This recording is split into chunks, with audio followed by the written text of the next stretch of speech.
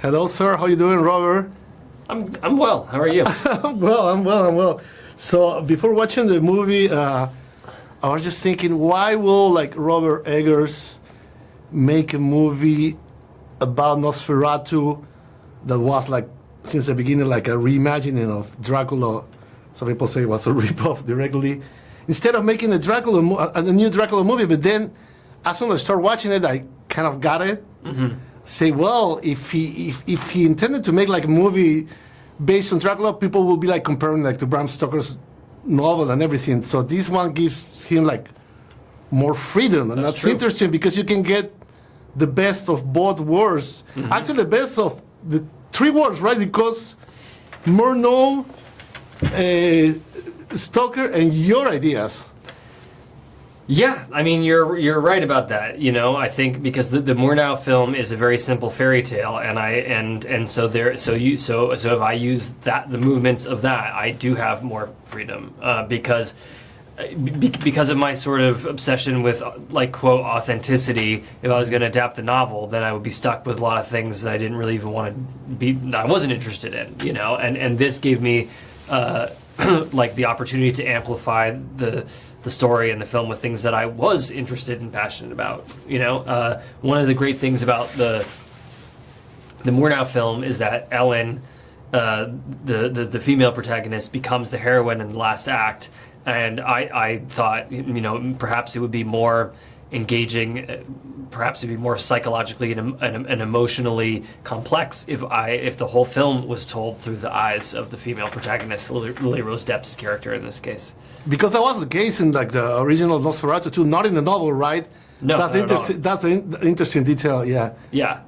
And then also it's just like historically, it's the right thing to do. Maybe I don't know. It's just like it's not like you're trying to please any agenda, but it just makes sense, right? To have this like female character just in a new like. Well, the thing is that like in the novel, Stoker comes to England, presumably to eventually take over the world, and Lucy and Mina just happen to be women that are there, you know, but when in the Murnau film, like Ellen becomes this obsession of Count Orlok's, and so to amplify that story, so that the whole thrust of it is a demon lover story, you know, and it's a love triangle between Ellen and the vampire and her husband, and it's a tale of obsession, and it's a gothic romance like that you can really sink your teeth into, like, you know, that's exciting. Yeah, and of course Nosferatu. I mean, just because of Hollywood. Nosferatu has always been more scary than Dracula. Like in visual terms, Nosferatu is more like a wild animal. So that gave you also room to create your own version, right? In visual terms. Yeah, I mean, you know, the Shrek and Kinski creature. Like, what is it? Like, is it a human? It's a thing. I mean, obviously Shrek is so iconic, and I love it, and I fell in love with his makeup design as a kid. But I kind of wanted to go into the folklore and understand, you know, when people actually believed that vampires were real, when they actually believed that vampires existed, what did they think about vampires? And, you know, and they were walking undead, putrid corpses. Yeah. So then the question is, what does a dead Transylvanian nobleman look like?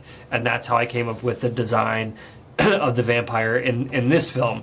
But because he is a walking corpse, he is kind of more of a creature, which then, as you say, like makes it similar to the Nosferatus of the past. Yeah. And just before I forget, because I would like to talk about the visual things after, but the way it looks is very impressive. Did you use any CGI?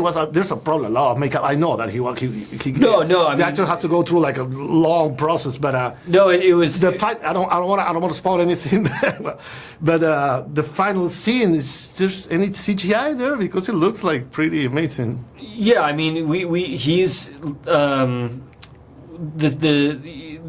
that it's practical makeup, like sometimes, like if we were doing a take and the seam from one of his fingers is showing, we'll like fix that with CG, but we didn't need to use CG to enhance Bill's prosthetic makeup. David White did an incredible job designing that. Yeah, that's great. So talking about Bill, I mean, he's so good. I mean, how many memorable monsters can the guy just like embody in his life? He's not even like 35. How was working with him? It was like very demanding role. Yeah, I mean, he's a great guy. I've wanted to work with him for quite some time, and he was totally committed, obviously, to the character, and he spent a long time working on the voice, and he would send me recordings. I'd say a little more of this, a little less of that. He eventually was working with an opera singer to lower his voice. In opera. Oh, really? Wow. And I mean, that's his voice. Like, it's not digitally. Yeah, I heard that. That's cool. That's him. Yeah, he's incredible. And the way he breathes, everything. It's really. I mean, you can almost smell him. It's just good. That's the intention. Yeah, you can hear his like blood sucking. It's just like vampire porn at one point. That's interesting. I mean, because as you say, this is a kind of creature, like monster guy, but there's a lot of like sexuality in this story too. So it makes it more like interesting because it's repulsive and attractive at the same time. Something that has been like mentioned about vampire stories, right? But in your case, it's just like it gets to a different level. I mean, how do you get that? What do you want to achieve in those terms? Yeah, I mean, well, it comes from the folklore. Some of the early folk vampires didn't even suck blood. They would come back and make love to their widows over and over and over and over again until their widows expired from too much sex. So those are the kinds of stories that inspired this take. And then something interesting too about love. I mean, he's a predator, so he's not capable of love, right? I mean, Francis Ford Coppola probably ignored that. He wanted to change that, but which is great. That's the Coppola version is a great version of the story, and but that vampire is an anti-hero, because he's coming back for the reincarnation of his long lost love. It's a different kind of story, but this guy is a demon lover and a bastard, and he cannot love. He wants to possess and destroy Ellen, but he is obsessed with her, and he needs her to some level. I mean, as much as she is alone and misunderstood, she's the only one who can understand him as well. Yeah. And Lily Rose Depp, she's also great. She's not only portraying a character that is way more empowered than the ones we see in other Dracula-related movies. You talk about that, but she also had to go through a lot of emotional and physical demands. I mean, I don't know. This is probably the most you have demanded for an actress yet. Yeah, I would agree. Why did you choose her, and how do you work with her, in the developing the character? I mean, when I met her, I thought that she was the one, but and then she auditioned, and it completely blew me away. It had the same kind of raw ferocity as she gives to her performance in the film, and she's just so incredibly hardworking, and she worked so hard on all that body work, and again, like Bill's voice, that's not CG enhanced. There's no wire work. We don't speed up her body movements or slow them down. That is just what she worked with the choreographer to achieve. Yeah, there's some acrobatics there that she made. Absolutely. Yeah. What she got she did most of her stuff. I mean, no, it's all her. I'm saying that it's really? all her. And it's not enhanced at all. So how was? I mean, there was a training. I mean, she has a training. She was working with a choreographer, a movement coach for months on it. Yeah. Okay, cool. Okay, let's talk a little bit more about the visuals. I know you guys build a bunch of sets, but for example, I don't know what amount. Goes back a little bit about for the CGI thing. Most of the stuff was like really built. I mean, Yeah, I mean, we built pretty much everything, and we shot at very few locations. But yeah, we built the backlot set of the German town. We built a Transylvanian village. We built the interiors of the castle and the monastery and all that stuff. Yeah, and that obviously give you like plenty of like room to just like move your camera also, and do like long takes and everything, exactly, right? Yeah. And we never use.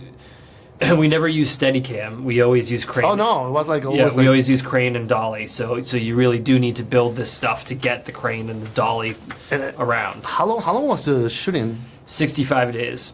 Okay.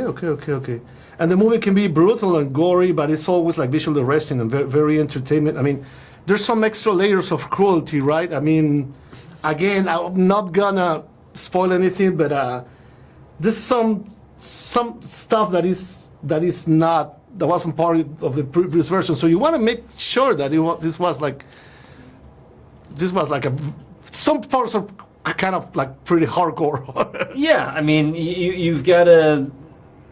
I mean, you've got to tell the story your way. Yeah.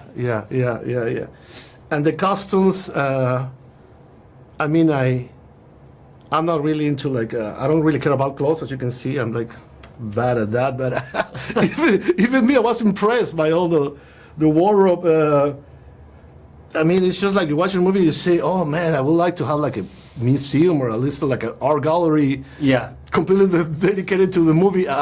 How was working on that? I mean, how important was to have those details like in the? I mean, the more authentic way? an atmosphere to create an atmosphere is an accumulation of details, and one detail doesn't mean anything, but like. Thousands of all these details, like, can transport the audience to that world, Mm-hmm. So. And there's something interesting too. Of course, you didn't shoot in black and white, but there's also like a tribute to Murnau's vision in the 9 scenes, right? I mean, I don't know. Yeah, I mean, the moonlit scenes are nearly black and white. Well, yeah, because there was something like in the past that was called like American Night. That was like, but I think this is a different technique. American Night was something that makes everything looks kind of blue too. But what was the process for you? Yeah, I mean, we used a cyan filter that took out all of the red, so it's basically black and white with this like blue cyan tint to it. Yeah. And in terms of combining, that was a tricky balance too. These like surreal and like very trippy, eerie scenes. But then you have the other scenes, that are like way more realistic, way more authentic. How difficult was to find the right balance, or just like to switch, but not making it completely, incoherent, that it makes sense. I think that it's basically like the physical world and the costumes are always like as real as possible. That stuff is like even in the castle in Transylvania. And Orlok's wardrobe and all the props in that world and in the Transylvanian village, it's all as realistic and authentic as possible. But yeah, sometimes the camera language changes to be more dreamlike. And then I think a big part of it is the sound design, which needs to go back and forth between like realistic and not realistic. When the doors of the castle open, there is music and unrealistic sound design, but then after the music goes away, when the castle doors close, you can hear naturalistic sound of the castle door closing. So you always, and sometimes it takes some experimentation to find the right mix, but a lot of times it's the sound design that is the thing that is making it more dreamlike or horror-like or fantastical.